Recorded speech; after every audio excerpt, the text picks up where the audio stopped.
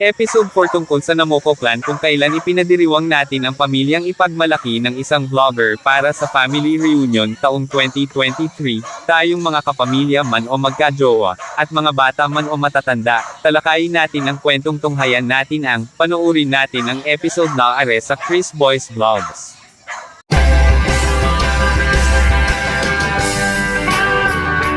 Narating na tayo sa Barangay Palahalan 2, San Juan, Batangas. Kinilala natin ang mga salitang palahanan yung halalay nila ang mga ginawang palayok dine sa factory na sa mismong barangay. Kinilala natin ang salitang Lambayok Festival yung pinagsama-sama sa lambanog at palayok ng naghain sa festival sa bayan ng San Juan, Batangas. Nagaganap na ang festival are tuwing taon ng ika-12 ng Desyembre. Pumunta na kami sa Barangay Palahalan 1, San Juan, Batangas para nakilala ang aming pamilyang ipagmalaki yung aming mga pinsan, mga lolo at mga lola, mga tito at mga tita, mga ninong at mga ninang, iba pang napuntahan namin. Tara na sa San Juan, Batangas. Aba naman, Geneva ang dating garahe ng grandparents namin dahil ginawa na ang road widening sa Batangas-Quezon Highway nasa Barangay Palahanan 1. I-click nyo ang follow, like, and share sa FB page Chris Boy's Vlogs. At syempre pang i-click nyo ang subscribe, and like on YouTube channel ng Chris Boy Mercado. Yan ang hinihintay ninyo ang search Chris Boy's Vlogs.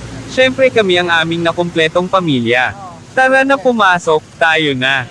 Inalaga ng kanyang lola si Apo Baby Utoy para nabante na are siya sa bahay ng kapatid ng lola ni Baby Utoy. Tulog pa si Baby Utoy. Yan ang ipinamalaki ang aming mga great-grandparents sa tarpaulin na nakalagay sa Namoko Clan pati sa magkakapatid ng mismong grandparents kung sa celebration ng family reunion taong 2023.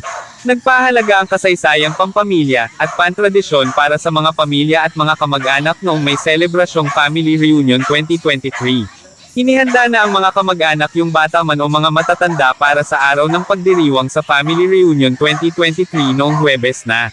Tingin natin yun ang niluluto pa sa labas. Ano pong niluluto na are, Kuya Jun? Baka may laman ng baboy yung may dinuguang may niluluto. Yung sunod pa po, baka may afritada man o kaldereta. May tawag na niluluto yung may dinuguang yan. Sa kabila pa yun puro may laman ng baboy na niluluto pa. May dumating na yun ang panganay anak ni Ninong Noli na si Ate Regine Namoko yung pinsan namin. Namiss na raw si Ate Regine kay inay galing sa Iloilo City na natatrabuhang nagsalin sa salitang Ilonggo at Hiligaynon. Puro hindi ko naiintindihan ang salitang dahil sa ibang paniniwala sa dialekto at kulturang Ilonggo sa halip na Tagalog na pananalita, pero puro lang Batanggenyong na nagsalita, are. Okay lang, may Southern Tagalog pa rin kung saan namiss na siya kay inay. Kahit natanggap pa rin.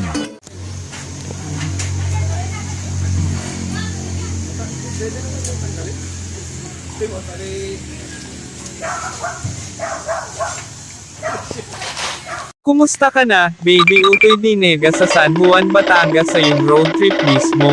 Binantay nga niya ang inalagaan kung ano mang nangyari sa sitwasyon. Tara na, mag-bar rip tayo. Wala pa sila presentation. Yellow.